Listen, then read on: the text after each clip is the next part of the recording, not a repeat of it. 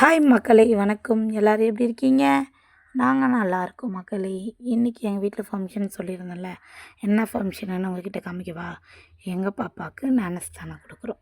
அதனால் நாங்கள் எல்லாருமே காலையிலேயே எல்லா வேலையும் முடிச்சுட்டு சர்ச்சுக்கு வந்தாச்சு.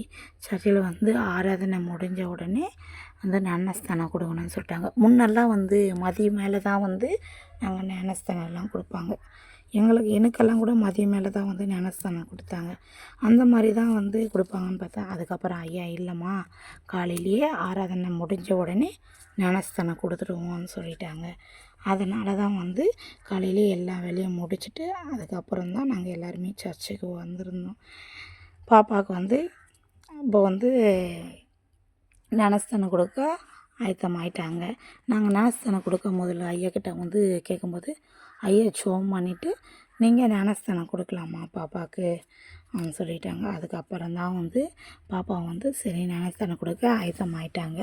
முதல்ல ஐயா இறங்கி தண்ணிக்குள்ளே அதுக்கு ஜெபம் பண்ணிவிட்டு அதுக்கப்புறம் தான் ஞானஸ்தானம் கொடுக்குறவங்கள தொட்டிக்குள்ளே இறங்குவாங்க. முதல்ல இந்த தொட்டி கீழே தான் கட்டி வச்சுருந்தாங்க. சர்ச்சு வாசல்லையே போகிற என்ட்ரன்ஸ்லேயே தொட்டி இருந்தது. அது பசங்களுக்கு ரொம்ப டிஸ்டர்பாக இருக்குது. ஏன்னா நம்ம வசனத்தில் கேட்கவே முடியாது, ஆராதனையில் கலந்துக்க முடியாது. ஏன்னா பசங்களை தான் பார்த்துட்டு இருக்கணும்னு சொல்லிவிட்டு அந்த தொட்டி வேண்டாங்கன்னு சொல்லிவிட்டு அங்கே இடிச்சிட்டு அதுக்கப்புறம் தான் மேலே ஜெபம் பண்ணி தொட்டியெல்லாம் மேலே கட்டி, இந்த தொட்டி கட்டி 2 வருஷம் ஆகுதுன்னு நினைக்கிறேன். 2 வருஷம் ஆகுது. இந்த வருஷம் 26வது ஆண்டு விழான்றதுனால அவங்க ஞானஸ்தானம் கொடுக்க கேட்டிருந்தாங்க. பாப்பாங்கெல்லாம் சரி 2 பேர் ஞானஸ்தானம் கொடுக்குறான்னு சொல்லிட்டு இருந்தாங்க. எங்கள் பாப்பா, இன்னொருத்தவங்க ரிலேட்டிவ் பாப்பா. ஜெபம் பண்ணி பாப்பாவுக்கு பேர் சொல்கிறனாரு.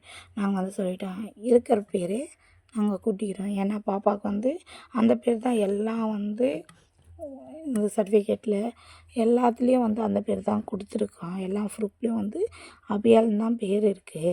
நீங்கள் எந்த பேரும் மாற்ற வேண்டாம் சொல்லிட்டோம். ஐயாவும் சரிம்மான்னு சொல்லிவிட்டு அதே பேர் பாப்பாவுக்கு கொடுக்குறோம் சொல்லிவிட்டு அதே பேரை ஞானஸ்தானம் கொடுத்து அந்த பேரை கூப்பிட்டாங்க. அதுக்கப்புறம் ஞானஸ்தானம் எடுத்துகிட்டு அதுக்கப்புறம் திருவிருந்து ஆராதனை ரெடி பண்ணிட்டாங்க. முடிஞ்ச உடனே 2 பசங்களும் திருவிருந்து ஆராதனை எடுத்துகிட்டு அதுக்கப்புறம் பாப்பா ஃபோட்டோஸ் எடுத்துக்கினாங்க. அதுக்கப்புறம் ஜெபம் பண்ணிவிட்டு அதுக்கப்புறம் பாப்பாவுக்கு வாங்கிட்டு கொடுத்தாங்கள்ல பைபிள், அவங்க மாமாங்கெல்லாம் வாங்கிட்டு கொடுத்தாங்க. அந்த பைபிளை வச்சு பலிபீடத்தாண்ட ஃபோட்டோலாம் கொஞ்சம் எடுத்துனாங்க மக்களே. எங்கள் வீட்டு ஃபங்க்ஷன் இது தான் மக்களே. பாய் மக்களே.